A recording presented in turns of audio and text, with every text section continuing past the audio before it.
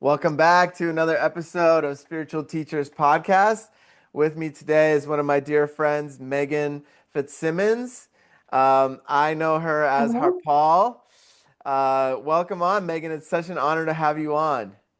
Thank you. It's an honor to be here for sure, Peter. Yeah, I'm super stoked because Meaghan is a Kundalini Yoga teacher trainer. She's a spiritual adventurer and a champion of transformation.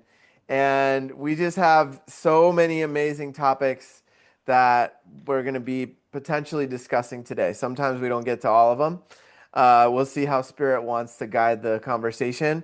But some of the topics we'll talk about is Meaghan's spiritual journey, Kundalini Yoga, numerology, the 10 energy bodies, 1,000-day Kundalini Yoga Kriya, and then breadcrumb, spirituality, and synchronicities. Oh, sounds So fun. yeah, we got a whole Yes. list of amazing topics. So Meaghan, if you would be open to sharing how it all started for you, how the spiritual awakening went for you. Okay. I think as I mentioned offline, my spiritual life, my whole life is an unfolding spiritual journey. I think this is just something that why I came to be here on the planet. So I probably have like 7 or 8 really significant spiritual moments, starting when I was 7, when I swam in the ocean by myself, Oh not wow. knowing how to swim. From Long Beach, California. I like to say not the good part. Hmm. So I don't know if people see me on this or not. I am a white, affluent woman. So where I come from, nobody would guess. But where I was raised, I think probably makes more sense. And but that experience as a young child, getting out there in the ocean, I think was like my first baptism. I have no idea if I was baptized before, but it was definitely like a cut from my old life. Hmm. And within myself, that would be an awakening to my commitment to have a good life. I just had a really shocking experience when I was a child, and I was going to go out there and not wait for anyone, which is why I would swim in the ocean. I just wasn't going to wait for anybody or anything um, to define or make my life possible. So Hmm. I've been pretty much making my life possible with whatever tools and resources have I get brought to me. Um, I'm really good at that. Hmm. Um, and so in my current journey, how you know me, Kundalini Yoga, it's a little bit convoluted. So pay close attention, try to follow. Because there's like forward stories, backward stories. Um, in my late 20s, I had a falling out with God. I had pursued being a nun because, backstory, um, I think I was 24, 25. I was really distraught about the way my life was going. Hmm. Very, I had a very codependent relationship with my mother, and she always had some kind of cataclysmic illness that may or may not be cataclysmic. So bless her heart. And I was her caregiver. Hmm. So I was super mad about how life was going because it was focusing so much on mom. And I couldn't get my wings off the ground. I couldn't get going. And here I was like 24, 25, 26. And I was hanging out with these old ladies, visiting the sick and praying the rosary every day, which is a really beautiful, going to mass every day, very beautiful part of my life. But it wasn't doing anything, wasn't going anywhere. I wasn't feeling God. Hmm. And I think that was the main thing. I was really lonely for God. Hmm. And so I went to church and I said, God, I'm not talking to you anymore because I need my spiritual path.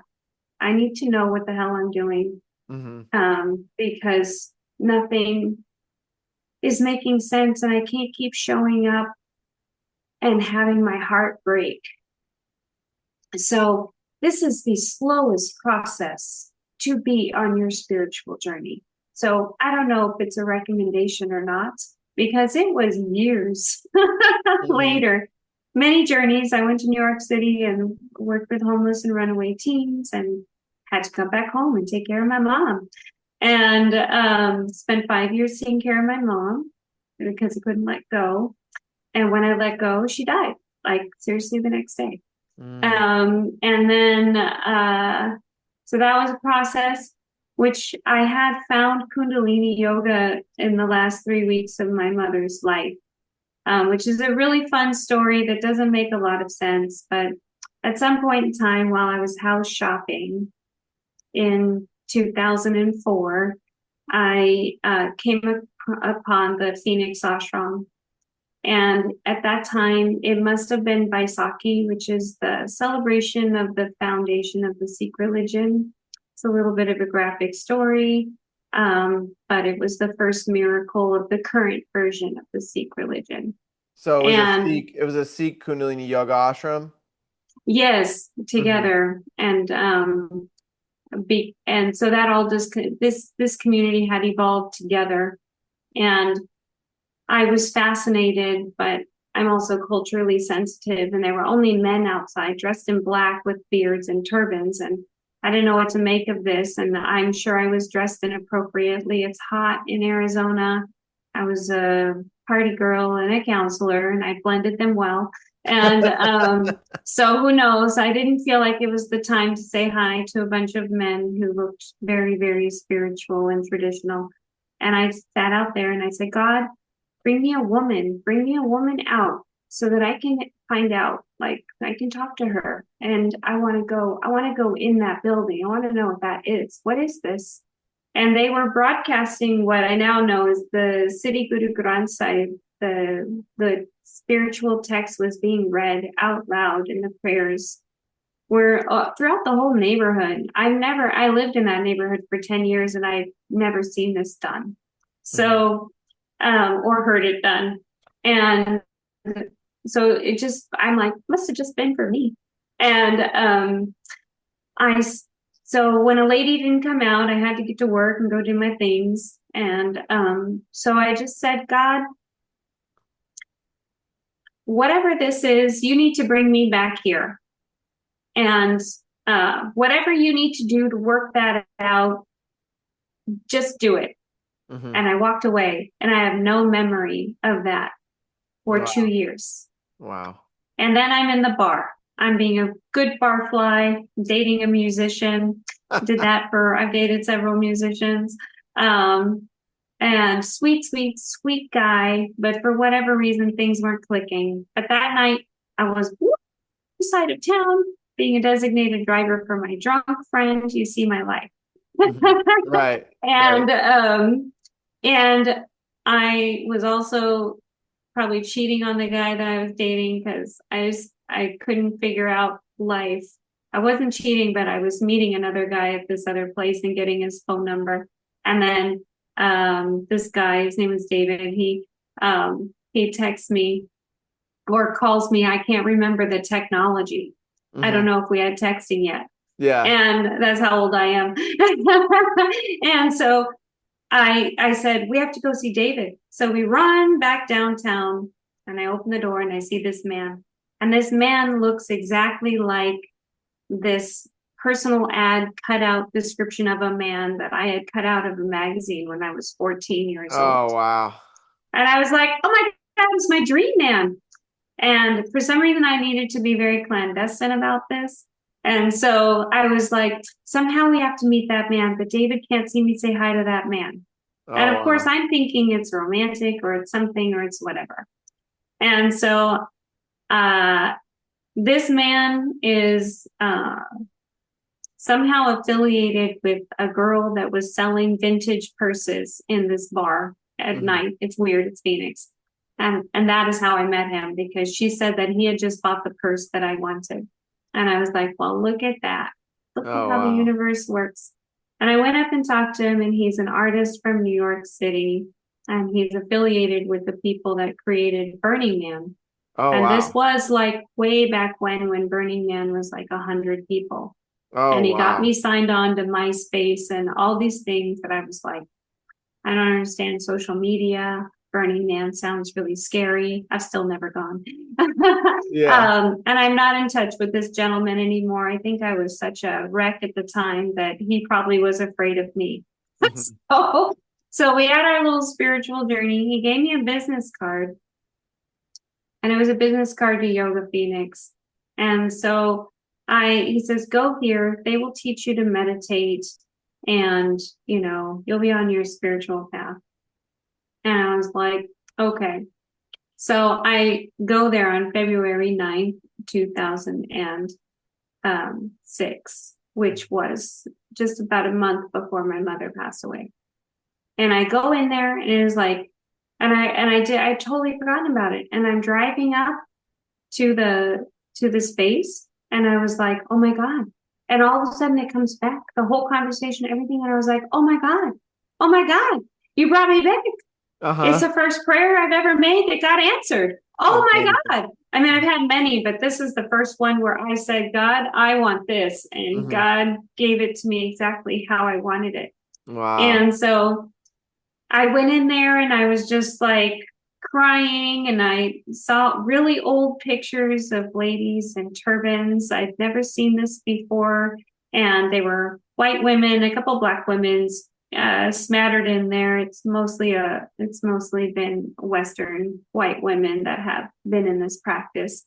And so I see all these women in these, honestly, now I've gone back to look, and ugly turbans. They weren't pretty, they were weird, but I saw these queens, and I saw these like yogi, spiritual, radiant beings, and I was sold. Hmm. Well, So from that day is really where I just jumped in the game 100%, because for me, for the first time in my life, there was zero doubt in my mind that God and I were communicating, and that whatever was going to happen in this realm, which is what I think of it now, especially, um, is totally meant to be. And I just jumped 100% in that's and did super it all. beautiful. That's really So beautiful. that's as short as I could make that story. No, that's amazing. That's amazing. Yeah. I it's so funny that you mentioned that their turbans were kind of messy because it probably took you a while to learn the different styles of tying turbans and you used to wear one daily, right? Yes, that's also funny. Their turbans were just really tall, Mm-hmm. but I picked up the turban thing right away. Mm-hmm. Um, so one of the teacher trainers from my teacher training, everybody, was that when I started Kundalini Yoga, that is what you did. You Mm-hmm. put the uniform on. Mm-hmm. Which is all Um, white with a turban and you you can wore wear a like a turban, mala. yes, and you wore some kind of white clothes. And you just would never sit on the podium without 100% looking like a, a spiritual princess or a spiritual prince. The guys have always kind of struggled with it. Mm-hmm. I've noticed this, like, unless they really embrace the Sikh aspect of it, then they just wear the men's Sikh clothes. But I've noticed the men who don't really, I'm kind of like, wow, this is so interesting. It's been a struggle, because I think Western culture's idea of a princely looking man is not a yogi. So the Mm-hmm. guys are like trying to comply with this uniform and find their presence, and it's awkward. And the Yeah. ladies are all like flowing, and the veils and the lace and the this and the that, and it's just been like a world made for us, like our little princesses, our interior child princess is just like coming out and totally embracing this whole thing. So that's just observation. I don't know if that's really what was going on. But Yeah, it was just from interesting to see us all evolve that way. yeah, for me it was interesting. Like I had some resistance to wearing the turban because I was like, I'm not Sikh, I'm not like this is kind of strange, but there's a reason why we would wear the turbans and the head coverings, right? Can you talk a little bit about that?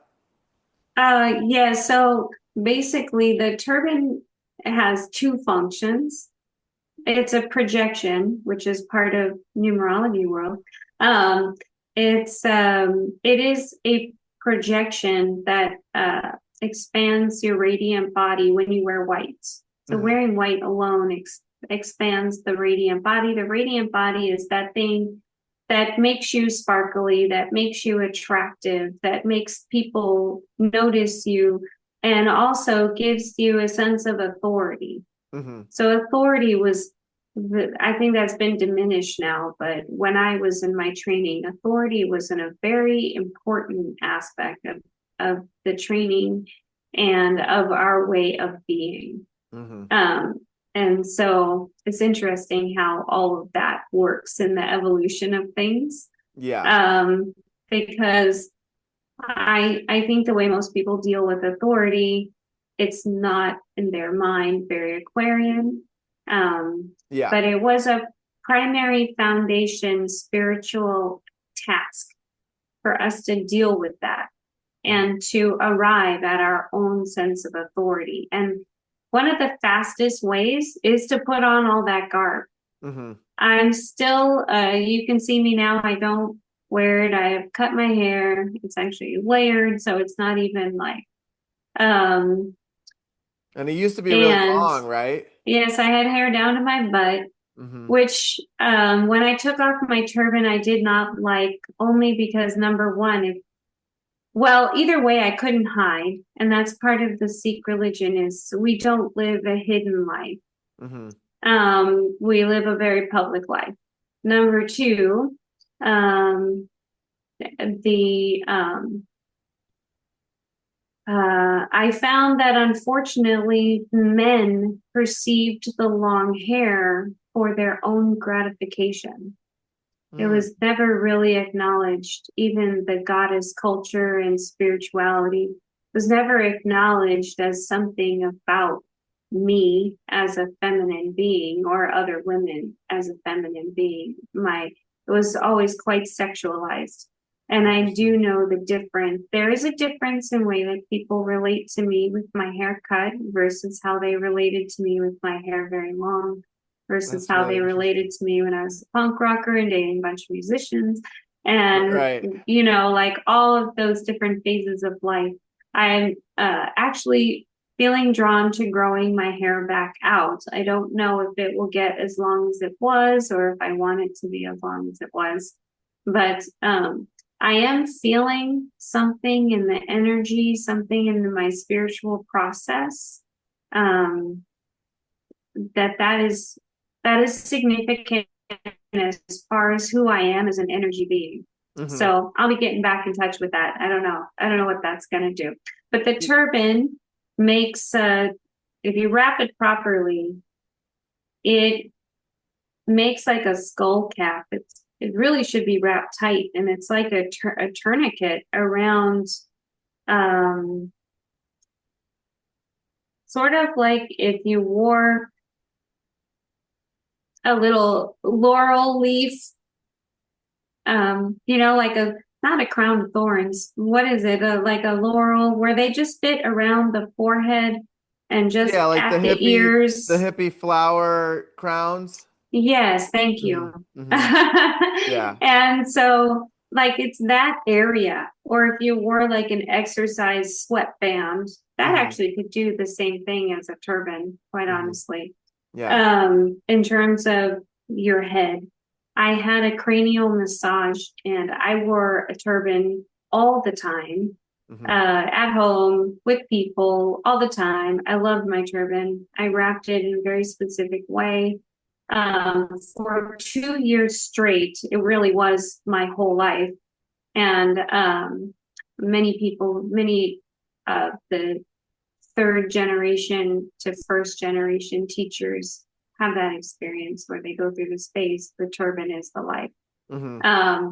But she said she'd never massaged a head before that had such perfect alignment. Oh, wow.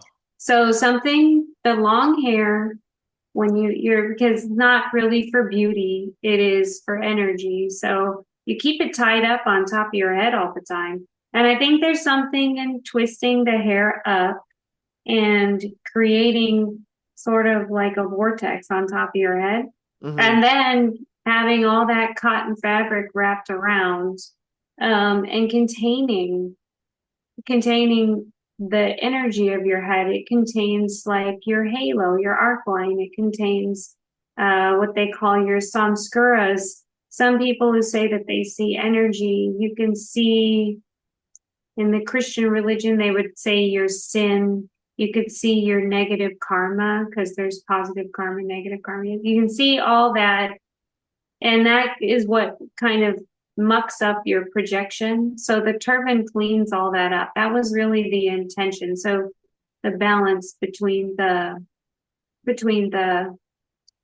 just taking care of your physical body and allowing your skull to align, which totally impacts the flow of the cerebral spinal fluid and promotes mental clarity, emotional balance, um, psychological cohesion. Hmm.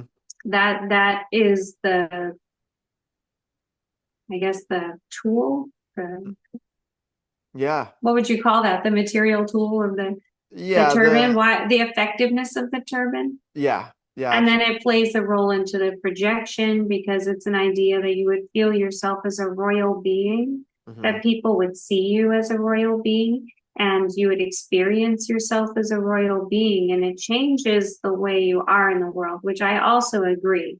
Hmm. 100%. All the Yeah. doors open for me, whether I was at a punk rock show or at a coffee shop, because I would wear it out. I would Hmm. go to my shows and it was great. If I needed to get a water, my water was always free. And as I would walk through a crowd, people would like move. Oh, yeah. Yeah. Yeah. So it was just very interesting, you Hmm. know, Well, whatever was going on when people related to that. It was just a very interesting experience in life. yeah. And well, I think this is a great time for me to kind of share how I perceived you when I met you. And Okay. yeah, I shared this with you, one on one, but it was really impactful for me because I was in Kundalini Yoga training in San Diego, and you were a teacher, a Kundalini Yoga teacher instructor. So you were coming to teach some parts of the Yeah. training, and I remember when you walked in the door, you were wearing your turban and all white, and that radiant body you mentioned was like glowing. And I hadn't Um, experienced that with anyone before. And I was like, whoa, whatever she's doing, I need to, I need to like talk to her and figure out whatever is like causing that glow, because whatever she's doing, it's working, And it was really powerful. It was really, really interesting. And then, from there, I learned that you had done 1,000 day yoga, Kundalini Yoga Kriya, right? And so from that moment, when you told me that, I was like, okay, I need to do one. I don't know which one yet, and I don't know when, but I'm gonna do one. And I ended up doing 1,000 day kriya of the Subag kriya. wow, fantastic. Yeah, which one did you end So up doing? you could actually teach this that and then 100% you would. I've never done subag as a regular practice. I do know somebody who does. I think Hmm. he still does it. I think Hmm. he's on the second round of 1,000 days. I Wow. have to admit that I am not the 1,000 day yogi. But I did do one kriya for 1,000 days because I had to. And it is Navi Kriya, which is basically if you do it half time, it's 35 minutes of leg lifts. Mm. And if you do it full time, it's 2.5 hours leg lifts. I did 31 minutes basically. And that was my whole journey since teacher training. So I did not do my sadhana during teacher training. Oh, really? Okay. Okay. Yeah, that's um, I was a whole secret. disaster. I was a disaster when I came into this practice. And I don't think I did anything ever in my life for 40 days, ever. And I was doing life the way that I do it during my teacher training in 2007, my level one. Hmm. And then I graduated and I squeaked through, and I'm a really good bullshit artist. So I kind of knew what I was getting at it, what I needed to say, what they needed to hear. So I did all the things and turned in my paperwork and passed my test. And I intellectually understood yogi. Hmm. And then I thought I could live with myself this way. And I went on, and like 3 months after teacher training, I was like, no intention to teach. I said, what if I do teach though? Hmm. What if somebody asked me to teach? What if I, what if that happens and I've never even done my sadhana? I'm like a fraud. Hmm. So I was like, well, man. So during my teacher training, I did do 40 days, but I did my kriya in 11 minutes. So if you ever don't have time, I can break down whatever you're doing into 11 minutes. It is one of my gifts. And for I what, did I did my yeah. entire sadhana, which was, it may have been 2.5 hours, it may have been 90. Mine was assigned to me from my first teacher. Hmm. Um, and not everybody did Nabi Kriya. All of us, my 31 students in the class, they weren't my students, my fellow students, 30, we all did Nabi Kriya. Hmm. Um, and so I found that it was very grounding, and that I really needed to develop the capacity to say no with the sense that I had a right to say no, Hmm. and I needed clear boundaries. And so I just felt so vulnerable at that time in my life. I was in my early 30s to mid 30s. I did teacher training 31 to 30, 31 to 32, um and then I kept on with all the levels of teacher training. So I went through until I was 38, Hmm. and doing all the trainings. I'm 51 now, so if anybody's wondering.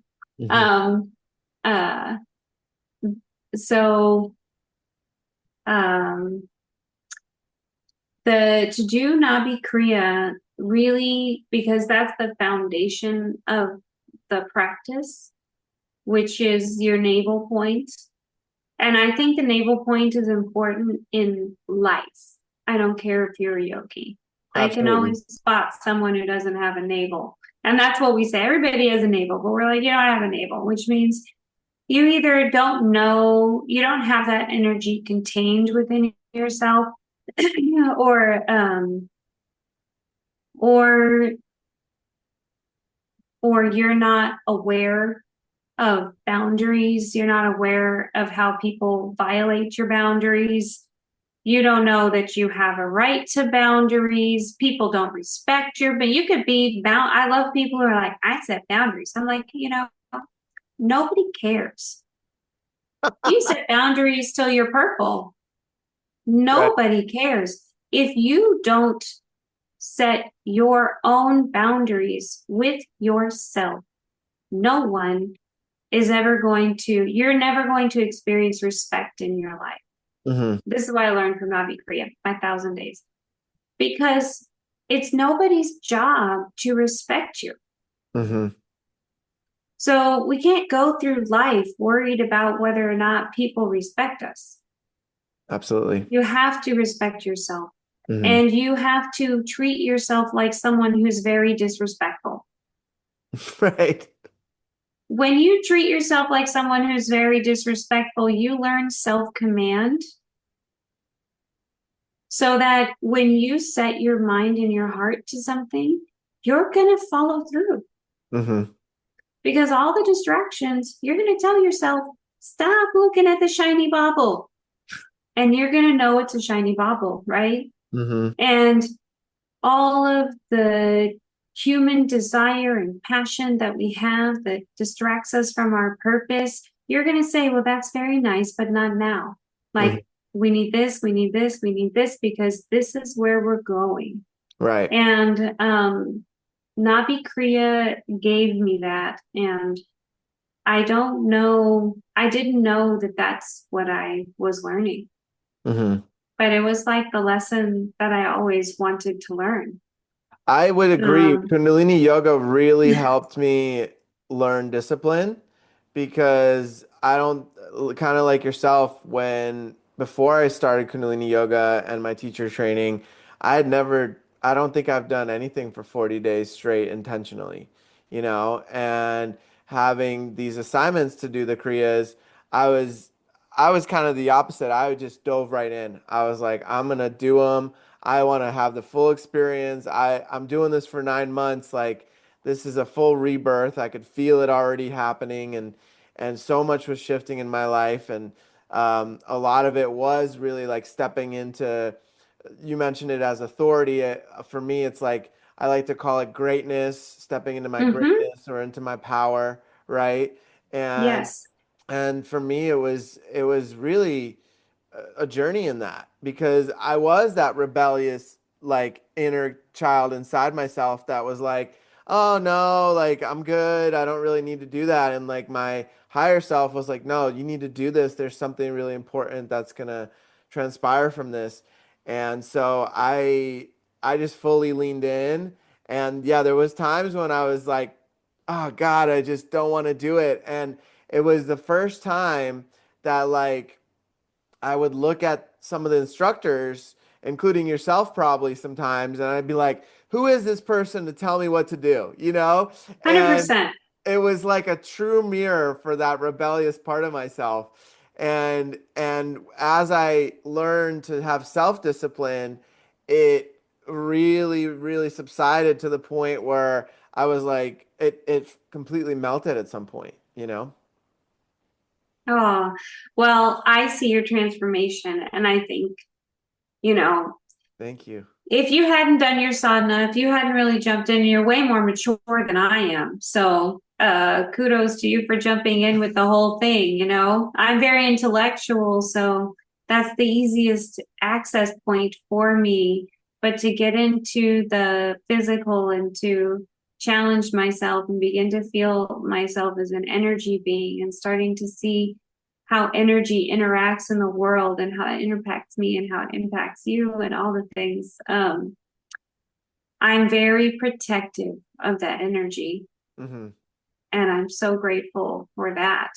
And I'm Absolutely. just wondering, would you be here creating a platform for all of us? And what an honor it is. And you are also a spiritual adventurer, I think. For sure. Um, and all the things that you have dived into and the way that you have developed your relationship with yourself and your relationship with men and your honoring of the goddess and like all of that really because I think that's what it does. We have to learn how to confront ourselves.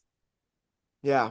And Yeah. the job of the teacher is to confront the student so that the student will confront themselves. Yeah. Yeah, for sure. And, so it's like a good sign when the student is like, why the hell are you trying to tell me what to do? Yeah, That's for a great sure. sign. For sure. For sure. Yeah, I mean, for me it was also giving me the opportunity to see the limitlessness of this reality and of my body and of what's possible as a human. Before Yes. that, I couldn't really see it. I couldn't, like, I could see glimpses of it here and there. There were synchronicities and there was all these different alignments and undeniable angelic presence and things like that. But the limitless of this body, of like being like, okay, I just want to put my arms down, right? Like I'm tired. At the gym. At the gym, you know, that's what you do. Or if you're exercising, it's like, okay, I've reached my max. I'm gonna stop, you know? But this practice, Kundalini Yoga, like pushed that limit and was like, hey, there's people in India that still keep their arm up for 20, 30, 40 years. It's atrophied now and they can't move it, but it's still up there, you know? And it's like if they can do that, you can do it for 3 minutes. You could do it for 11 minutes. You can do it for 31 minutes. And that's when things started to click in for me, you know? And like what you were saying, it's like then it was like, okay, where can I take it from there? Like what do I want Yes. to do to step further into service, further into purpose? And it just kept unfolding and expanding from that. So it was definitely a really key component to all that for sure for me. It's a powerful thing to allow that kind of journey, the journey of the yogi, to allow that to come in and integrate all the different aspects of life, you Hmm. know. Um, I don't know why this anecdote is popping in my head, but also this, I won't say who it is, but I have a friend and you know him. He's our 1,000 day yogi. He does all the 1,000 days. Um, and he recently had a dating experience and it was disappointing. And I said to him, he goes, well, I just didn't expect you to go that way. And I'm like, well, that's because he's like, I thought I was normal. And I said, you're not normal. We're Kundalinis. Like you checked out normal, like I don't know when normal checked out, but normal checked out a Right. long time ago. Right. And I think that um this whole concept of normal is so interesting because norm is like what's common, maybe like what everybody is doing. The collective consciousness, what's happening But there, yes, but I think there's like multi layers of it for sure. because in the spiritual world, it's normal to feel weird. It's Yeah. normal to, I call it nerding out. It's like normal to nerd out on the spiritual. Hmm. Um, it's normal to want to do your inner work. Hmm. It's normal to go through periods of distress because you're working something out. And Hmm. when we start working things out consciously, um, then it's like things that maybe someone would say you need therapy for, or you're not a healed person or whatever. Hmm. Because when you're conscious, you're aware of all the things. You're aware of when you're joyful, you're aware of when you're angry, you're aware of when you're sad, you're aware when you have unresolved grief. You're aware of abuse. You're aware of neglect. You're aware of prosperity and opportunity, and it all exists um, at the same level, Hmm. For sure. and it can all exist simultaneously.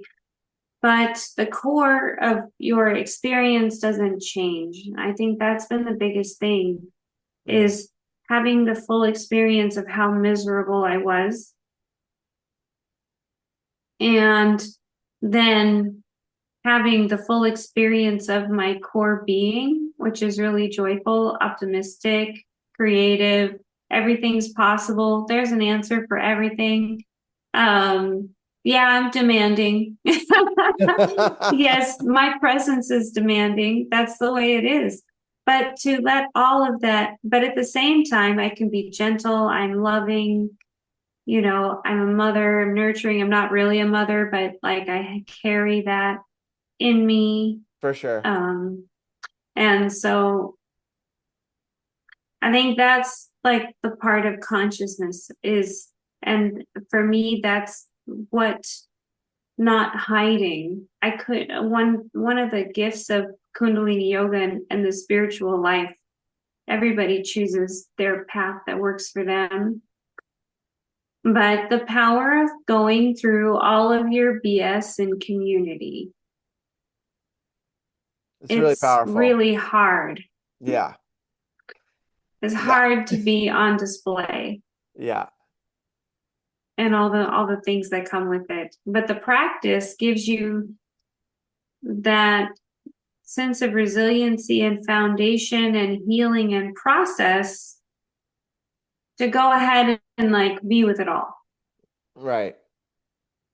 Like actually face your shadows, face the stuff that's been getting in the way of the expansion, of stepping into purpose, of finding that divine union, whatever it is, right? Like really, Yeah. really addressing the stuff internally. And for most people, you look at the majority of society, there's a lot of numbing happening, whether that's alcohol, whether that's the Netflix, whether that's, you know, drugs or sex. It could be the gym, you know, it could be all kinds of things that people use for that. But when people are really ready to look at themselves, I've found Kundalini Yoga will bring all that up to the surface. And Mm-hmm. it's almost like you don't the individual doesn't really have much of a choice. You know, it's kind of like it's here, you got to look at it now. It's like, okay, you signed up for something bigger than yourself and it's moving the energy and you're moving and aligning and now it's here. Now you got to look at it, you know. Yes. And that's the 1,000 days. Yeah. If you want to, I mean, to talk about, uh, I'll bring it back for you. um, there's 40 days in our practice, the way we were taught. And I think this also a little side construct of numerology, but I think it's also in some way, shape, or form in many spiritual paths, especially the 40 days. Yeah. Um, but 40 days, 90 days, 120 days, and then it just leaps to 1,000 days. Um, 40 days, the lingo, the language is that it breaks a habit. So a lot of people are like, oh, there's 21 days, you make a habit. Well, you'll make some habit, but mostly in those 40, 21 days, you become aware of your habit, Right. which might be why you can break it because you become aware of it. You experience, and then when you take it to the 40 days, you experience all the facets of this habit that you're just keeps plaguing you and interfering in with life and seems so dominant. You experience, but at the same time, you have created a new habit because if you really keep up with whatever it is, I like to say brushing your teeth. You know, you can brush your teeth or you can smile at yourself for 3 minutes a day. It doesn't have to be Kundalini yoga or some kind of meditation. Try it for 40 days. Tell me if it's easy. Right. Right. And especially if you say like do it at the same time every day, do it in the same way every day.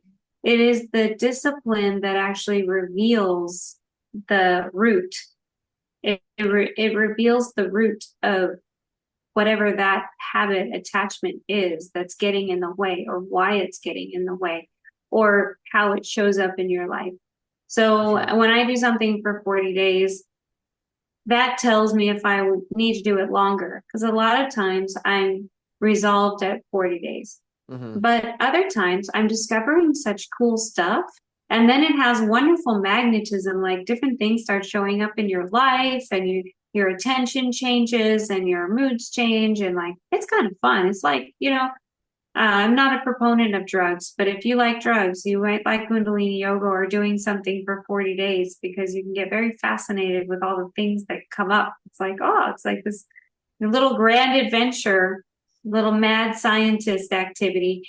And then, Can you give an so it, example? Can you give an example of what you were, what you've done that isn't Kundalini yoga that was really fun for you to explore, and you were like, after 40 days, you wanted to do more?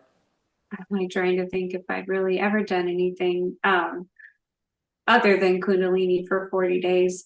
But I've noted, okay, It was through Kundalini. I started doing self-care practice because I didn't even know what that was. And I'm still really bad at having bedtime. I don't have any kind of bedtime. I do exactly what you're not supposed to do.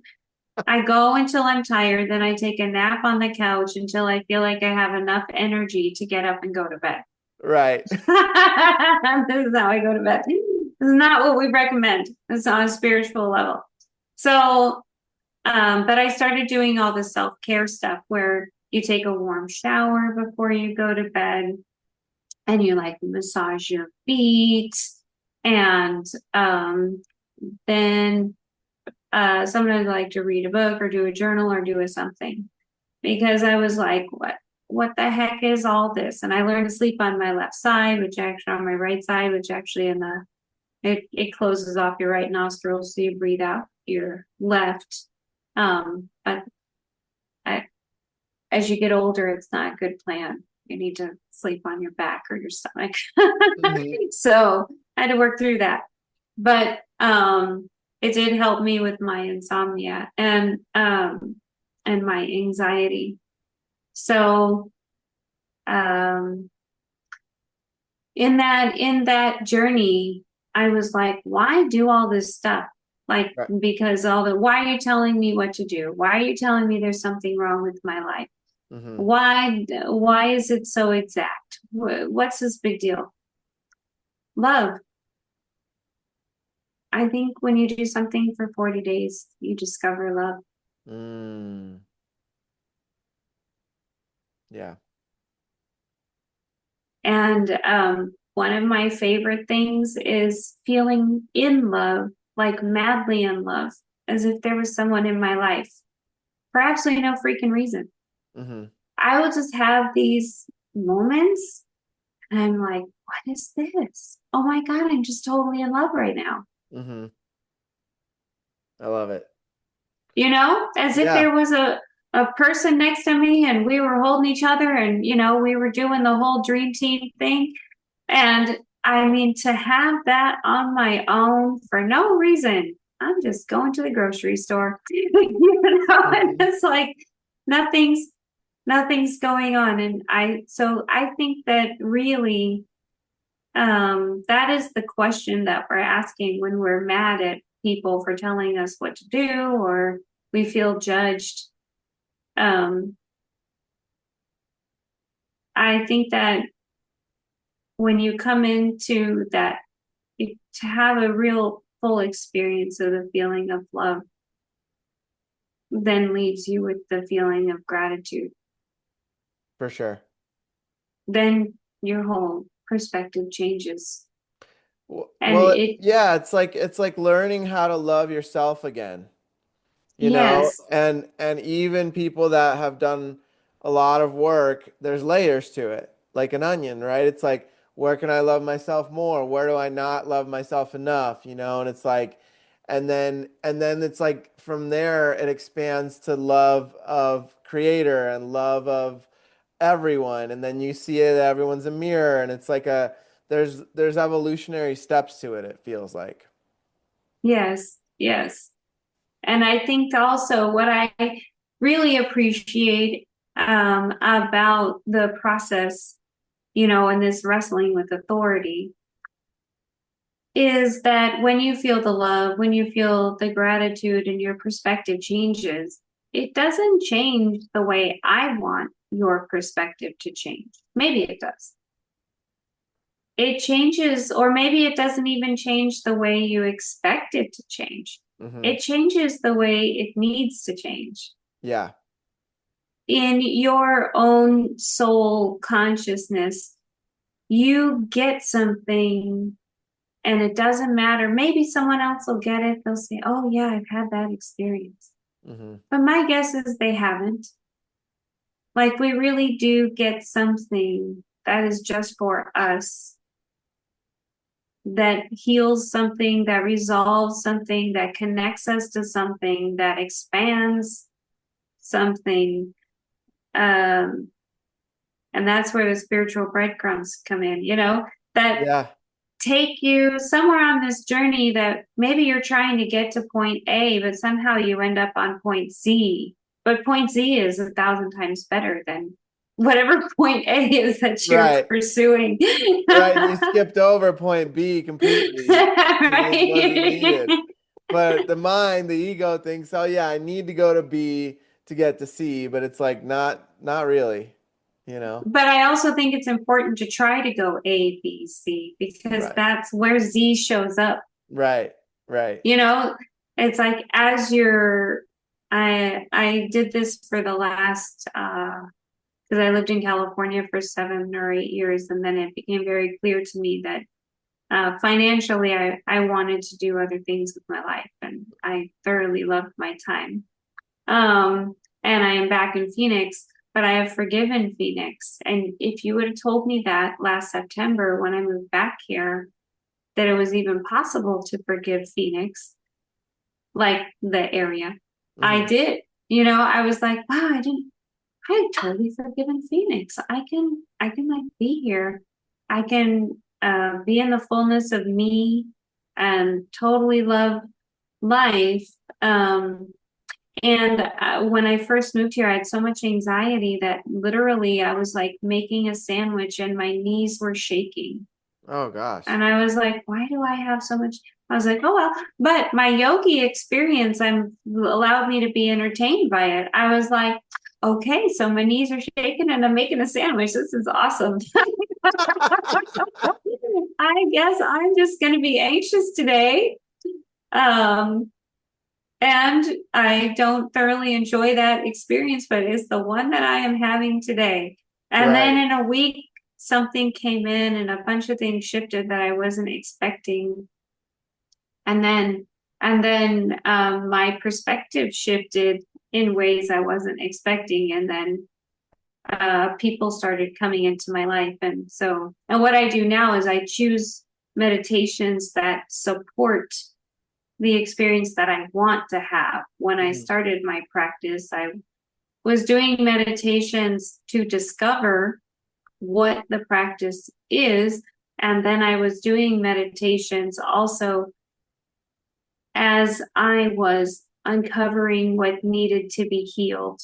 I was just seeking things to move those emotions so that I could heal Hmm. and I could put things aside and they weren't plaguing my body, my mind, and my spirit anymore. But now I'm very manipulative. So now I'm like, oh, I'm gonna do X, Y, and Z. I did a meditation for this podcast because Nice. it brought up a bunch of stuff and I was like, oh, I need a meditation. And then I was scrolling. These are the breadcrumbs. I was Uh-huh. scrolling and there's a teacher that I follow. And what do you know? She's like, if you have this issue and you wanna you can do this meditation to help yourself like move through that. And Hmm. so now that's where my practice is. Um, I love it. I love it. Yeah, because it's now that it sounds like now that you've explored and tried all different types of kriyas and meditations, now you can hone it in on exactly what you need for yourself that day, right? yes, yes. Now I can use it. Now it's like, I don't know, it's like the shirt I choose to wear Right. um, or maybe it's the toothpaste I buy. Do you know what I'm saying? Yeah. Like it's not the same thing. But without the discipline, I don't think I would have the ability to kind of cherry pick my practice effectively. Yeah. And the note on the 1,000 days, 1,000 days allows you to perfect something. Hmm. So a lot of people think they're perfecting the meditation, but you're not. You're perfecting something in yourself. Hmm. And I will say, like my Nabi Kriya, I have never lost. I can do Nabi Kriya. I might hate it for one day, but like I can fall right back into my shape, my structure, my time, everything within a week, of jumping into my Navi Kriya. Hmm. All of that, the way that it changed my body, the way that it tuned my energy, the way that it um,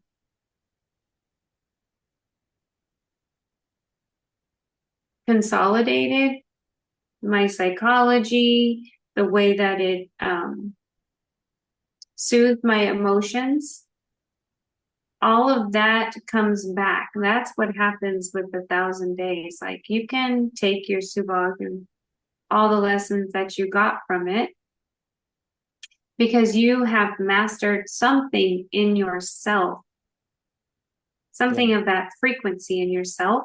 Hmm. And you can either use subag itself as a tool.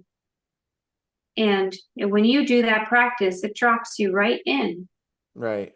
to that mastery, the attraction. I think subag is really about attraction and Yeah, it's all mastery and about alignment with prosperity, prosperity, abundance. Yeah, like right? aligning to that frequency. And yeah, for me that was really important because my family had some lack mentality programs playing, Mm-hmm. and being back in Pennsylvania right now, I when I had some time with my father, I still saw that program playing for him, and it was different for me because I was like, I've already I've already moved through that, so Yes. I can just observe where he's at, and it doesn't activate me the way it used to, you know? Yes. And you bring up such a good point is that that is a huge part of the journey in meditation. Anybody who takes on any kind of meditation or and is the deprogramming. Hmm. We have this way that we have been hypnotized by our culture, by Hmm. our genetics, by so we're all kind of there's a certain part of us that is feeling, doing, and seeing. And I think those are the layers of spiritual awakening. There's always a part of us that's like a zombie.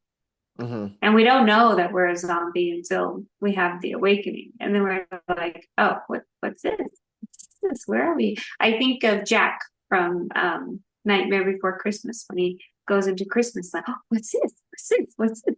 And suddenly we realize, oh, I've been stuck somewhere. Hmm. Um, and so that's a huge part of the after 40 days, because you're not necessarily deprogrammed.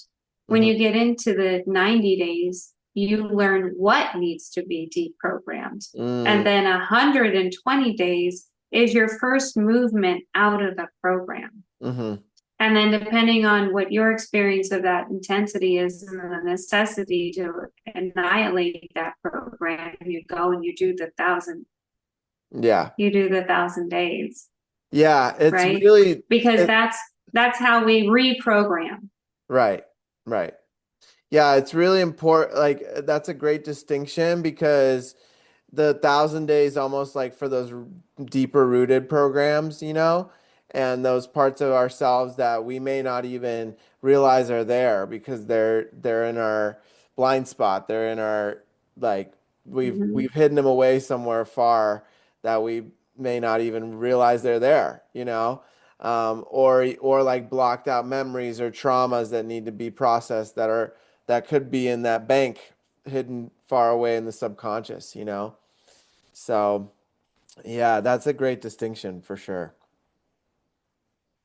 Thank you for Yes. And sharing that. doesn't it feel good? Like, what's it like to be with your dad watching his program and then the contrast of you not being in the program? Well, what happened for me was we went on a trip, and I ended up, it felt like what it got brought up to the surface, and then I had this huge purge where I got well, where my body physically threw it up so that it wasn't in my body anymore. And it was really intense. It was like one of those purges where you can't breathe, and it's like your diaphragm sore after in your neck because it was like I knew I wanted it out. And that was like it felt like the final stage was to see where my dad was at, to see how it had come into my life, to have done the work in my body, and then to that was kind of, it felt like the final stage of like, okay, now I'm done fully with it and I'm getting it out. And that was my experience. And yeah, after that, it was just interesting because I was like, the things that he perceives as like expensive or as like not worth the money or whatever, I have totally different viewpoints with that, with a lot of those things. And that's okay. That's just where we're at. Mm, And, he meditates every day. And my prayer is that he gets there at some point, however he needs to. yes, yes. Well, and he's doing his own work, Yeah. especially if he's meditating. Yeah. Yeah.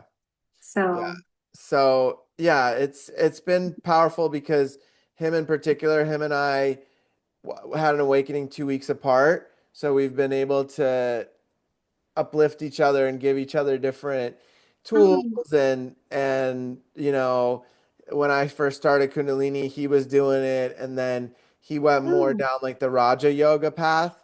So he's more on that and now he's been studying with a Buddhist, a woman who studies Zen Buddhism, an Australian woman that has had her and has reached enlightenment. So he's been studying with her, and he really enjoys her energy and the way she teaches. So that's been really cool to wow. watch him. Yeah,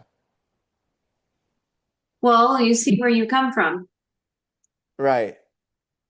Yes. I have two fathers. My birth father was a seeker more than an adventurer. I think he was a seeker. And so I know that my spiritual curiosity and ambition comes from him. Hmm. My birth mother, I have two mothers also. My birth mother was also in her own right. She actually was very curious about Buddhism. I don't know where she ended up with her spirituality, but I think about the choices that she made on my behalf. And you can look at them on the surface as, a huge experience of rejection. But when I look at them on a deeper level, I really see her spiritual journey, um, Hmm. and the sense of responsibility that she felt in life. And I'm like a responsible person. And I think that also comes from my mother. And then I got another set of parents that I embrace as my own, the Hmm. Fitzsimmons. So, and they were very different people. My father was very private. I would imagine he was spiritual in some way, shape, or form. I believe that both my Fitzsimmons parents passed away consciously and on purpose. And I just consider that like such a huge miracle Hmm. because they just come from more private generations, Yeah, for sure. you know? So, um, so I definitely think that when spirituality becomes a focus, this is better to say, all beings are spiritual beings. Like we can't escape it, even if, um, even if we're not existing intentionally or consciously as in a spiritual practice. We are all spiritual beings. We are all trying to evolve our consciousness. And I think people develop like drugs and addiction and all of that, either as an attempt to be conscious or they're avoiding reality. Hmm. I don't know if you ever worked with people that have substance and addiction, but a Hmm. lot of those people are really spiritual and they're escaping through their addiction into something safer, either because religion and spirituality haven't been safe for them, or reality is not safe for them, and whatever realm they go to on their drugs, and they can either not be responsible, um, or at least they feel safe in whatever delusion or physiological experience that they have. So I don't know that we can avoid. I think we're all on the journey. I don't think we can avoid evolution. I don't think that we can avoid spirituality. There are things that we have, tools such as meditation, Kundalini Yoga, understanding yourself as an energy being, existing as an energy being, um, religion, different spiritual practices, native cultures that will keep the codes, I suppose I would say it that way, you Yeah. know? Yeah. So we have all these tools, but I don't know if we can really avoid being spiritual. We're all spiritual. I agree with that. I agree with that. Yeah, it's just, I think that my belief is that different souls are at different ages. Yes. So, we have older souls here on Earth, and then we have younger souls. And the younger souls may want to, play in the sandbox, whereas the older souls are like, all right, I've already played in the sandbox. Now I want to go drive the Ferrari, and it's like, Yes. and the Ferrari is like, those deeper layers of evolution and expansion within self, and the sandbox is the Ferraris and the nice house and the the well-paying job, like the more of the 3D world. So that's how I see it, is that those people that are in the souls that are in the sandbox, they may still want to get the car, later on in their journey in this life, or even at whenever they're ready. But that's not necessarily everybody's path, because they may just want to experience being being on this plane, being on Earth, and the more material aspects of life. But I think everybody deep down has there's underneath all of it a desire to connect with Creator and find that depth Hmm. and that realness. I think it's possible to do both. Yeah. Yeah. I think that's what I was curious. I'm like, oh, how did I love that? I love that idea that there's younger souls and older souls. And then I was curious, how do you recognize a younger soul? I have no idea if I'm an old soul or a new soul or not. Things I have tell a me. strong feeling you're an old soul. There are some things that tell me I'm an old soul. That's more breadcrumb spirituality. Because I have really interesting connections with people. And a lot of times it's like in very normal circumstances, but it was definitely revealed to me the work that's involved for any two people to meet, Yeah. and so that sometimes leaves me with, I don't know if I've been here before, but I think I have. I mean, I think actually I had a very recent past life Mm. in New York City. Oh, wow. Yes, Okay. and I think it was in the early 1900s that Hmm. I was there. But so I think I just turned around and came back. I don't know what I was doing there, but I feel very at home there. I must turned around and come back. Hmm. Um, so, but I definitely think I've lived many lives. And I think I meet a lot of people that, whether briefly or for long term, we've met before. Hmm. It's interesting. I'm always like, Hmm.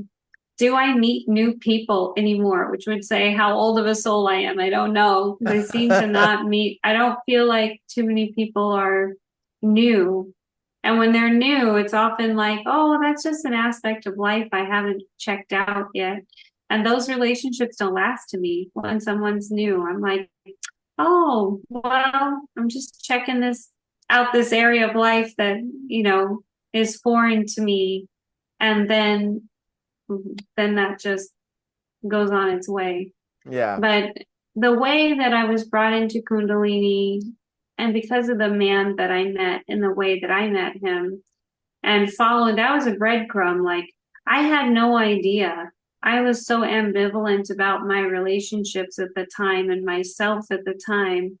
But the draw to go to that bar to say goodnight to my boyfriend, who I wasn't sure about, was beyond so strong. And then the fact that I met this guy who didn't know why he was from New York. He was in the last 5 days of his visits in Phoenix, and he was feeling quite lost about why he was here. And then when we met and started talking, it was the weirdest conversation. It was definitely like interdimensional. I don't even remember feeling like in my body. It was just a weird, weird, weird experience. But he was immediately like, You're, I've been waiting to meet you. I've been Oh, waiting wow. to meet you. And we just had that little brief connection. It wasn't about who we were going to be in the world, but um, he, I thought, God could have brought me back to that ashram in 10,000 different ways.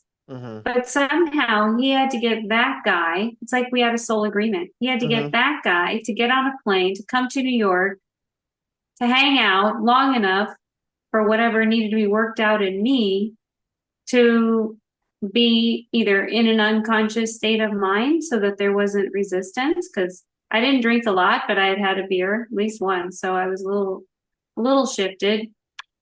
Designated driver drinking a beer. That's good practice. um, and so, but whatever had to happen, and then I needed to be able to receive that message, Mm-hmm. right? And David had to be part of the scene because if I didn't go to meet David, I wouldn't have gone to meet this other guy, Yeah. right? Like, I didn't know that it was about actually getting back to the ashram. I really did think I was going for David. Mm-hmm. And then that whole catalyst. Um, and so I just find that so interesting what needs to happen, even for you and I would never have met you um, if my life in Phoenix had gone well, Mm-hmm. right? Like I Yeah. went to California just because that became an opportunity at a moment in time where my life in Phoenix wasn't going well. Mm-hmm. And then whatever had to happen for you to be on your journey to come to teacher training in the same place where I was. And then for us to be here now, like, I don't know, whatever journey has happened for you to have this calling to invite people to come and talk about their spiritual journeys. And um, so I think that's just a fascinating part of life.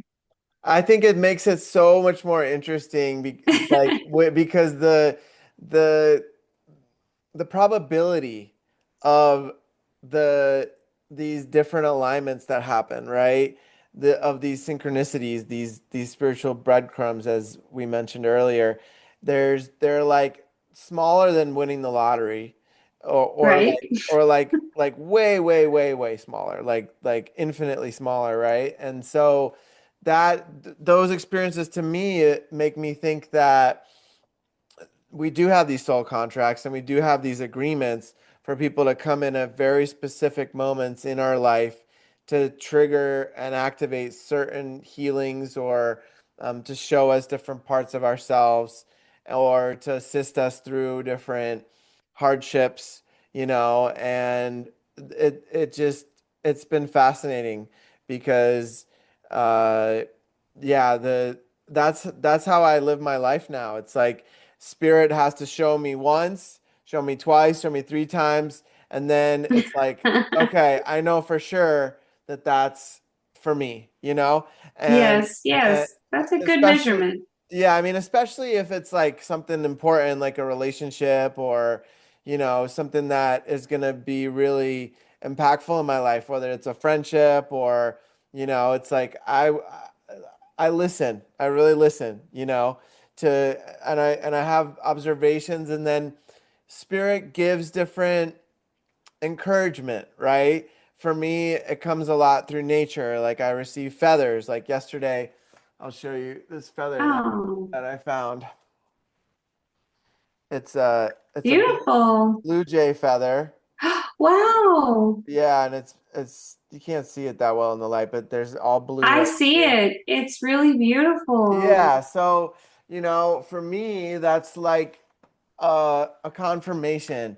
Other ways that I receive that is through numbers, right? Like when I see 777, I know I'm on the right path. It's like Nice. I'm Yes. doing it. I'm doing it really the way, I'm on a good path, it feels. Other ways I receive it is like I'll find sticks, like I recently went to Maine with my dad, like I mentioned, and my partner, and I found this. I didn't even find it. It found me, right? Like I chose to go sit on my own and meditate for a little while. And as I'm looking for the spot to sit, there's this beautiful staff on the ground and it has a dragon head. Wow. Yeah, and it has a dragon Wow. head. And I'm like, okay, this is amazing. And it's not all natural, right? Like it's just naturally in the shape of a dragon head with an eye and everything. Wow. And then I was like, okay, this is amazing because, it was just encouraging me to keep going with that process that I mentioned earlier with my father, and then I think the purge happened the next morning. So it Wow. was really, really um, it was just letting me know like it may seem hard right now, but you're doing it right. You got a lot of tools, just keep going. Because I was feeling a little discouraged in that moment. I was like, man, I'm seeing all these programs in my father that I thought I cleared, right? And then Yeah. that purge came with some hape, which is like a tobacco snuff that I Oh, use. I was talking to somebody about that the other day. Yeah, it's been one of my. It's what after Kundalini Yoga, I found Hape, and it's been life changing because it gets me into that space that it takes me sometimes an hour and a half in Kundalini Yoga to get to, and I'm right there, and then I can tap my body and clear the energy, and then it's Hmm. kind of like a hack, right? It's like really uncomfortable at first because you shoot it up your nose and it feels like that salt water when you get it in your nose in the ocean. It feels Oh, like that in the yes. back of your head, but then within 15 seconds you're in it. You're grounded and you can set really strong intentions, and that's why I love that Wow. practice. Yeah. But it is uncomfortable. It's not for everyone, and it does have tobacco, so it's legal. It's legal in the U.S. and but it's very intentional. It's been preyed on. It's been done in a very sacred way with the tribes in the Oh, Amazon. it's beautiful. Yeah. So Yes. I these definitely believe in sacred practices. yeah, yeah. And the meditation's a lot deeper afterwards because it, you know, it's I like to sometimes do that and then some Kundalini yoga or just go right into meditation. Hmm. And it goes really really well together. I know one of the big clearings for me was like in Kundalini yoga was like don't mix Kundalini yoga with plant medicine, right? And I That remember is a very firm instruction. it, and me being the spiritual explorer or, seeker, right? I I really listened to Spirit, and Spirit guided me several years after. I finished my Kundalini yoga training to go do ayahuasca. And when I sat with ayahuasca, that was like the biggest the biggest thing I was working through in the beginning was like, oh my God, like I'm doing this practice and how is this going to integrate with this medicine? And it actually amplified it for me. Like my body started unwinding and aligning my spine so that the Kundalini could shoot up. And once it shot up, then I was in it. I was like fully on the medicine and I didn't need very much, you know? Like Yeah. some people take 2, 3, 4 cups of the ayahuasca, and for me, a little bit, like half a cup was enough to get me fully into that experience. And that journey actually was about self-love. And my intention was to see myself anywhere where I didn't love myself, right? And I was taken into a space where I lost my mind. Like I was crazy. I was fully out of, this world. And I realized that I had to learn to love myself there. And I did. I fully went into it. I sat in it. I was just like blissed out, but like I didn't care about anything else except myself, right? And then I was able to come out of that and find the love. And then the next day was all about sending that to the world. So, Oh, it yeah, sounds that's amazing. yeah. So, I mean, it for some people it does work okay together and even beneficial for me, but for others they don't need it. But the medicine showed me I don't need to work with ayahuasca again. I have other ways, and it showed me the fabric of this reality, and I didn't need anything else. If I went in again, it would be like going into a video game, and I can do the inner work in other ways. So yeah, that Nice. was that was really I powerful. think I think that we are all guided um, on our journey. I Yeah. think our experiences are what they are. Hmm. Um, because I am a 3HO licensed trainer, I do have to say, little caveat. It in general is not recommended that Kundalini and especially psychedelic drugs are done together, mostly because I'm not familiar with ayahuasca, so I cannot, and I don't think ayahuasca was something in the realm of conversation when Yogi Bhajan was developing the teachings. Yeah. Um, and so, but the thing is, it's kind of like when Ram Dass was given, when Ram Dass, was it Ram Dass gave his teacher the acid, or did Ram Dass receive the acid? It was Ram Dass gave acid to his teacher, which I don't Hmm. remember if it was the Maharishi or not, but so and his teacher was like had absolutely zero effect. Hmm. And that was actually why Ram Dass went into meditation and gave up his LSD and other types of hallucinogenics because he wanted to learn from this man who was living in a world where LSD wasn't such a far trip from his reality. He's Right. like, "What do you mean you're not having any experience?" And the guy was just like, "I'm not having," and it's because whatever realm that yogi was existing in, he either had the capacity to control and manipulate his mind to have the same experience. So his sensory system was already accustomed and had a home. Okay. So there was no, whereas somebody else takes LSD or and what are all the hallucinogens now that shrooms or these things, you have a psychedelic effect because your brain's not used to being in that state of being. Hmm. Um, or maybe you don't have perceptual exercises that you've done on a regular to process information with that chemical introduction. For sure. Something I think people really struggle with.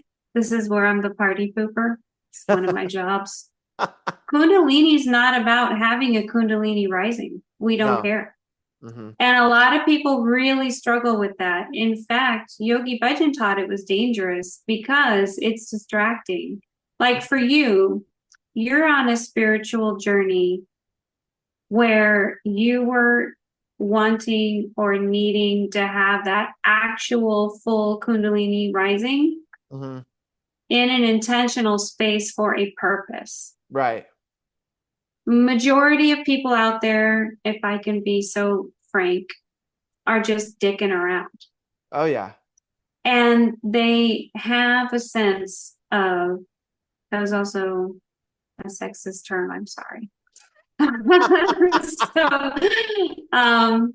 but it's like, but they are experimenting, they are playing, and they think that when they have this rising, that like having an enlightenment is the same as eating the right kind of chocolate.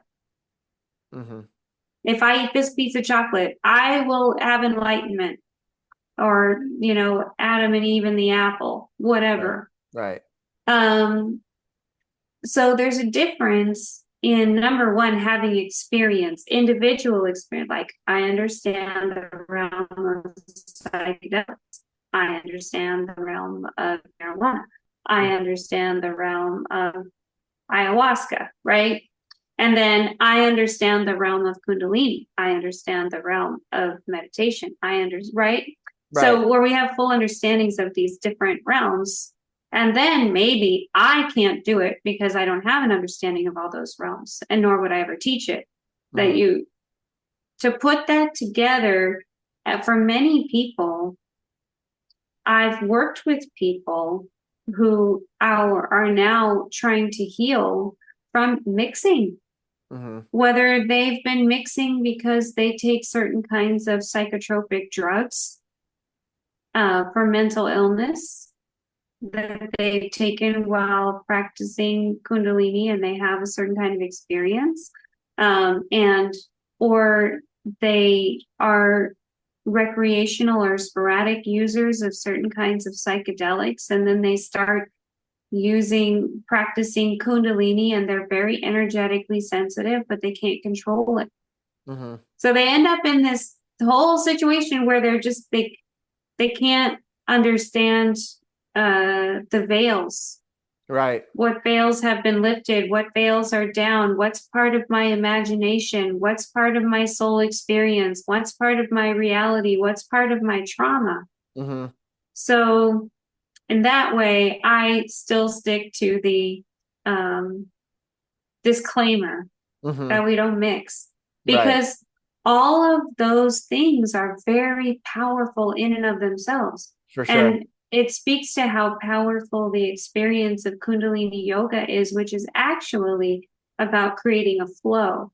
We want flow you don't want the shoot up. Right. It's not necessary. Right. Now, if you learn to manipulate and you become sensitive, you can use Kundalini for that.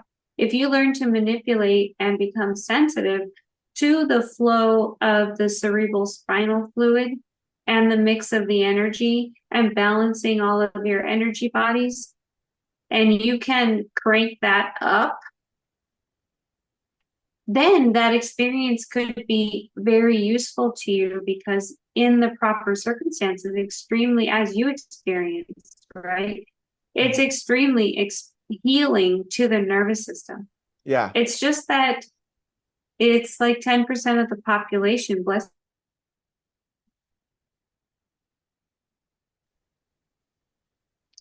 Can you like say that it's, again? yeah, I know Yeah. it cut out, is probably me. 10 population can do that, 10% of the population can do that. can mix it Yeah. Yeah. It's and probably. not have a psychotic break, Yeah. Yeah. you know? So we always have to be, I think, spiritual um, for our own journey. And then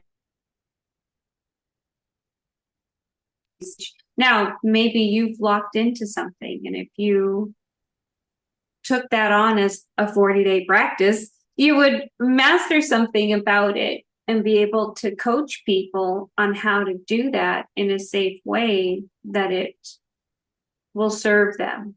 For Yeah. me, I'm never going to do that because I don't walk in the psychedelic realm. Hmm. So I can't teach from there, Right. right? Like I can't teach from there. It's the Hmm. same as me telling someone Kundalini can heal all things. You should get off your psych meds because Kundalini is, the ticket. Is going to balance everything in your realm and in your body. Which Well, which I want to add that I it have met might, people that it has. Yeah. It's but I I've can't known advise it. yeah, I've known people that have come off their meds and just used Kundalini instead.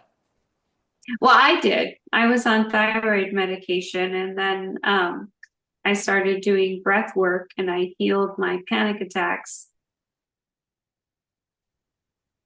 Wow. Oh, this might be me if I cut out again. That sucks, and so my phone and all the things being challenged. Um, so, but yes, I think I think our levels of consciousness and our capacities to work with the different levels of consciousness are definitely evolving. Hmm. And I think that with a skilled practitioner, being maybe Hmm. we can begin to knit those experiences and tools together in a way that's really effective and powerful and healing and not chaotic. Because Yeah. I think a lot of times people are experimenting even if they don't admit that to themselves, and they just create a lot of chaos. Yeah. Yeah, absolutely. That was my message, more for the teachers than it Yeah. was for Yeah. than for That's anyone great. else. Yeah, for sure. Yeah, so I know numerology is like such a huge passion for you. Can you just break it down for people that have never heard of it, how it works, how you work with it, and how you teach people about it? Yeah, that's fun. I'm like, does anybody not know about numerology? I feel like, but there are so many, again, the mixing. I listened to a couple of people, and even in our practice. So the numerology that I know came from Kundalini Yoga. I had a brief connection with another form of numerology, which I think actually comes from the Chaldean path, that works in a similar way. My mom, we had like a family psychic, and so she broke down the numbers, but she only worked with them on levels of life cycles. So if your birth date equaled out to this number, which we would call your destiny path, then this is the life cycle that you're in. So these are very likely the lessons that you would learn. Oh, cool. Um, and so that's an element of it. Hmm. There is a karmic number, there's destiny number, there's a life path number, there's a past life number, there's a soul number, and then there's some other numbers um, that have been associated with your projection, which is how people see you. I'm not sure if I've got the right terminology from my original teacher, but I call it the foundation number. It's kind of like where your core values exist. Hmm. Then there's your challenge number, and you have an asset number, which is like if you can tap into this energy, it can work for you. And then there's a helper to your destiny, which is a lot about the kind of networking connections that you make. Are you connecting with people? So people who vibrate at this energy or have these kinds of skills that represent this energy, then that helps you on your destiny path. Those are way showers. Those are guides, those are mentors. And that's energy within yourself. Like if you tap into this energy, it will help you. And the numerology system is 1 to 11. It's based on the birthday. The one that I work with Mm-hmm. is based on your birthday. Yogi Bhajan talked about all of us being in a very specific latitude and longitude and altitude. Where you're born, right? Um, where you're born, but he didn't really care. Like we don't go into like astrology says where were you born and the city and the time, and none of that really matters in this practice. This is very simplistic system of numerology, and it's affiliated with the 10 bodies, this concept that we have energy bodies. Now, people who are specifically energy workers, they might tell you that there's more than 10 bodies, and that they're not very specific, which I would agree with. But for Kundalini, we work with these specific 10 frequencies that are within and without the body. So we have a soul body. We have there's a difference between the positions. It's a chart. You make like a little chart. There's a difference between the positions and the bodies. So you have a soul body, you have a mind body, which has 3 parts, right? Neutral mind, negative mind, positive mind. And then you have your physical body, which is its own shape and structure, right? So we're very unique, even if we have a twin. There's something very unique about this shape and structure that makes it not that shape and structure. So we Mm-hmm. have physical. And then you have your arc line, which there's the arc line over the head, like the halo. And Mm-hmm. then there's the arc line that goes across the chest for the heart center. So, and the heart center is like its own mind. So the heart center is a chakra as well as it's an energy system, and it's part of the mind. Mm-hmm. So it kind of gets convoluted and laced into other different areas. We have our aura. So that's the thing most people are common to. And that's actually what gives you your shape and structure. It's your electromagnetic field. Now, fun fact, we have the body has an electromagnetic field. The brain has an electromagnetic field. The heart has an electromagnetic field. So we have layers of these electromagnetic fields that are working together. And when you go through transformation, you go through a polar shift. Mm-hmm. So the aura works a lot like if you know anything about women's reproduction and how people are made. So when the cell splits, that's how those electromagnetic fields work. Is they're polarized, and then they depolarize, and then they repolarize in a new. They often will flip. So it Mm. works like the earth. It works like women's the cellular. Well, actually, men have the same cellular reproduction going on, unless you're making a person. That Mm-hmm. happens in the woman's body, but it's kind of like that. And then we have prana. We have this life force, which is also an aspect in psychology. It is our authority. It is our presence.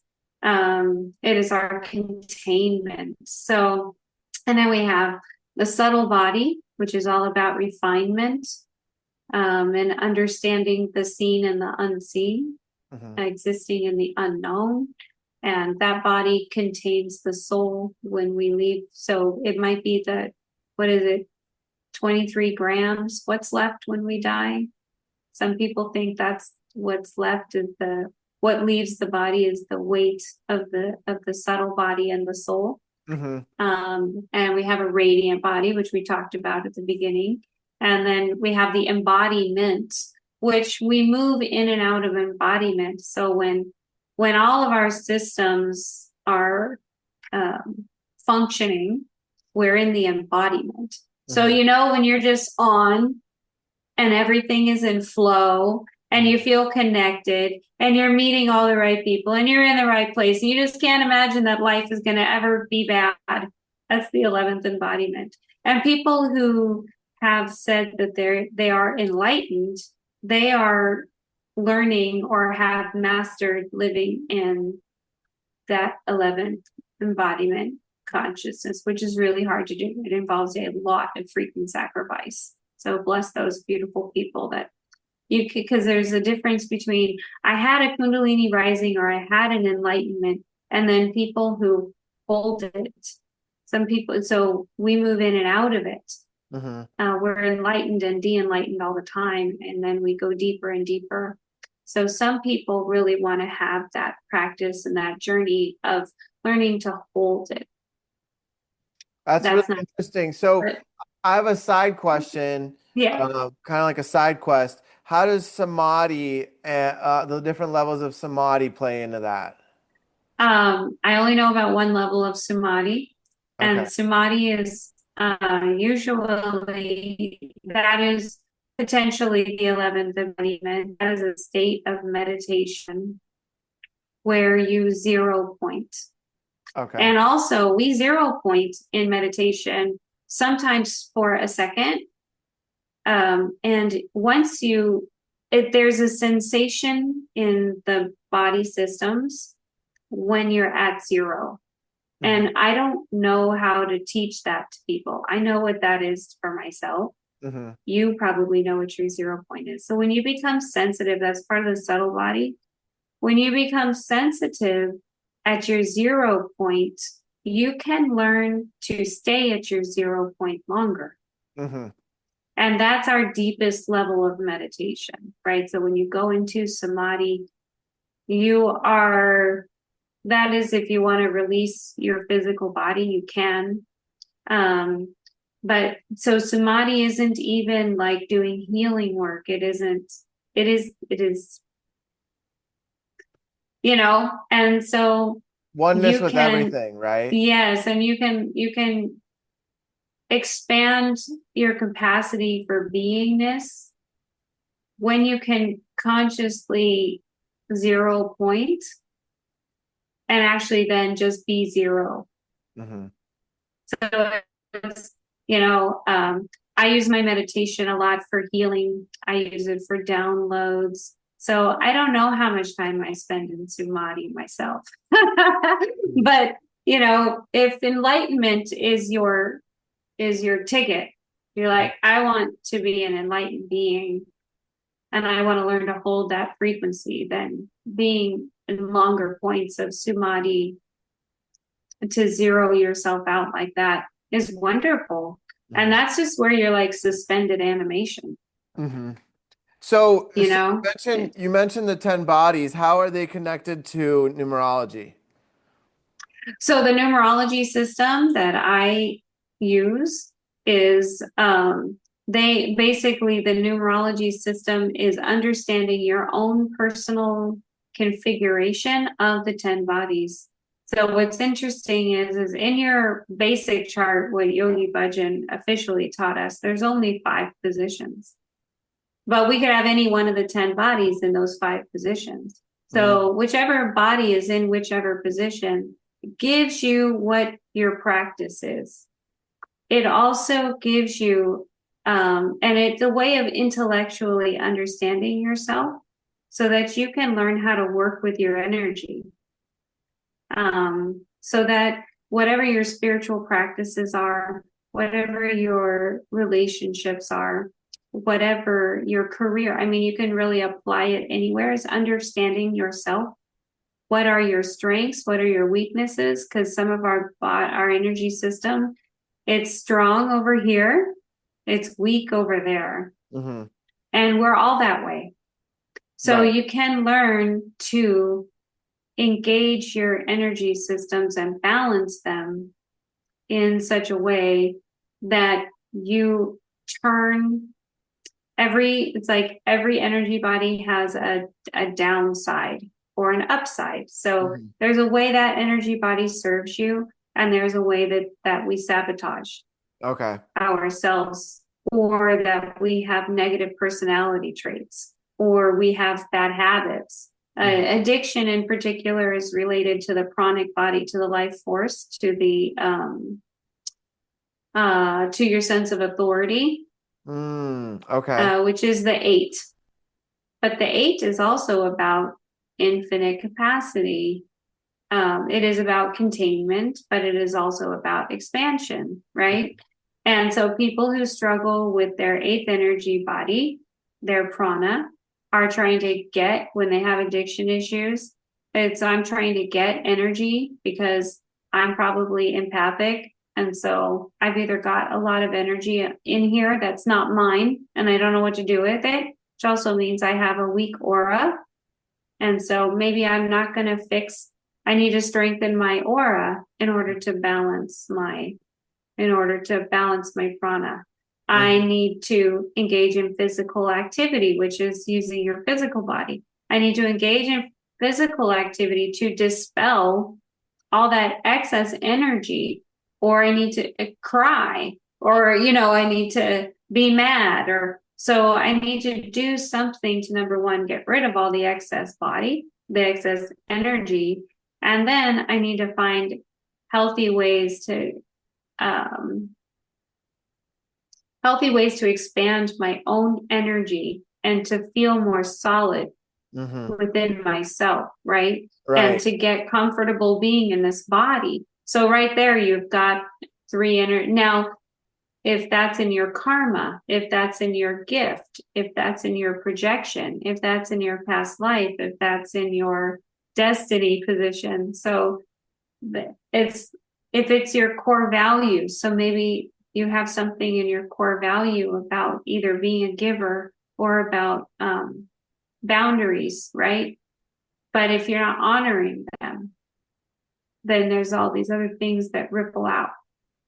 That makes sense. So, So, what's the five positions that you mentioned that Yogi Bhajan said? now, so the basic five positions are your soul position, your karma position, your path, your past life, and your destiny. Okay, that makes sense. Yeah. And then Eh, off of that, there's 10 off of each one. yeah. So within each of those positions, actually, you can have any one of 11 numbers, Okay. except that your past life number is almost never going to be a one That's for the because, new souls, probably only. yeah, I've known a couple people with zero. Oh, whoa. So that's always fun. I have met some of the newer generations have a zero. What does that And mean? I mean, based on my own interpretation, I think that it's kind of like I don't have a fate line on my hand, I also like to read palms for fun. Uh-huh. Um, so I've always created my life, like I don't follow a straight path. So I feel like the zero is part of the radiant body. The zero is about wholeness, but the zero is also blank space. So Mm, maybe there's something in there where they're evolving a new form of energy, because that is also something that many people have talked about where, there's going to be a bigger and bigger gap between the older generations and the younger generations because we are ultimately, in general, the younger generations are starting to evolve hmm. differently. Yeah. Um, so that could be part of it, that could be part of that. I think my Yeah. niece actually has a zero in her chart. Yeah, that's so interesting because I wonder if it's somehow related to that 12-strand DNA that's being activated and the upgrades that a lot of these crystal and rainbow children have that are coming Mm-hmm. in. Mm-hmm. I know for myself, I'm an indigo child, which Beautiful. is kind of like the first wave, you know, and Yes. then my kids like that would have been born, they would have been, I think Rainbow's the next one, and then their kids that are being born now are like the the crystal children. So it might be flipped. It might be rainbow and maybe crystal first and then You rainbow. froze, so I don't know if I'm still. No, yeah, I was just saying that uh, that there's these three kind of waves right now on Earth, and each wave has a different uh, role to play Yes, yes. in the new Earth and the way that things are being created and formed. And like as an indigo generation, we're kind of there to like break it all down, and and Yeah. and then the next one they're already rebuilding, and then the third generation just step into it. They're already doing it, you know. Oh, So yeah. yeah, it's really cool how that all works. So yeah, it's interesting. I'm always fascinated with how these different older technologies kind of intermesh into the prophecies and things like that that have been talked about from various different cultures and walks of life, you know? Yeah, and I think all that's going to be left is energy. Hmm. Like, Kundalini is a way of accessing and mastering, containing, redirecting, transforming energy. Yeah, The practices that you are participating in, and as we heal ourselves, right? It's energy. It's all about energy. If we have like stuck emotions, if we have unresolved experiences, if we have trauma, if we have behavioral issues, it's all energy. It's all yeah, based on these and how functional our energy systems are, yeah, and then our energy affects our psychology, and our psychology affects our personality, right. and energy, psychology, and personality affect are can affect as well as be affected by intellect, Hmm. right? So we have this other aspect of ourselves is um, how are we how well do we utilize resources? That's how I like to think of intelligence. I don't like to think about it in terms of, are you smart? Do you have a good job? Do you Right. read? Can you count? I lack some of these skills, and then I'm very strong in some of those areas. Hmm. Um, but how well do we utilize our resources? How well do we recognize our resources? How well do we care for our energy? How well do we understand energy? How well can we work with energy? How well do we have the resiliency and malleability so that when we're interacting with other people, I know what's my energy. That's what my turban taught me. Yeah, I know what's me. right. And till I started wearing that turban, I didn't know that all those other people were coming home with me at the end of the night. And R- I was like, well, they're not very happy. right. I'm okay. And then I come home and I'm like, I'm not okay.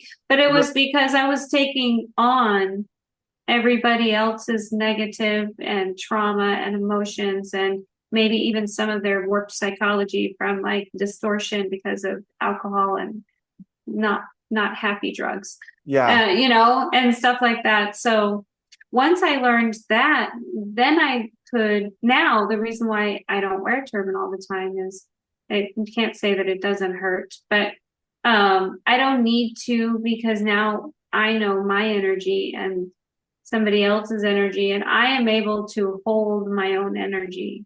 right. For sure. And sometimes I'm able to shift the energy around me, which is another skill. So there's just, as a person on the spiritual journey, I think especially if you're doing anything where you're offering spiritual support to other people or you're healing, this is where the numerology system and understanding yourself as an energy being is so important. You don't have to use the system, but I like it because it's like a little shorthand. You make your little chart and you can just see everything. And I have no idea why it works. That is my one mystery. Hmm. Um, because someone put the chart together just to make it easy to read and easy to do the calculate, to intellectually understand how the energy works together. Hmm. But for myself, I'm like, wow, why does that work? I don't know. Yeah. I need to consult with like a physicist or somebody and say, why does this chart work? Or someone who does Right. calculus. Why does Right. this chart work? I don't know why this chart works. Yeah. Um, so can I plug? Am I allowed to give a plug? A plug? Yes, a plug.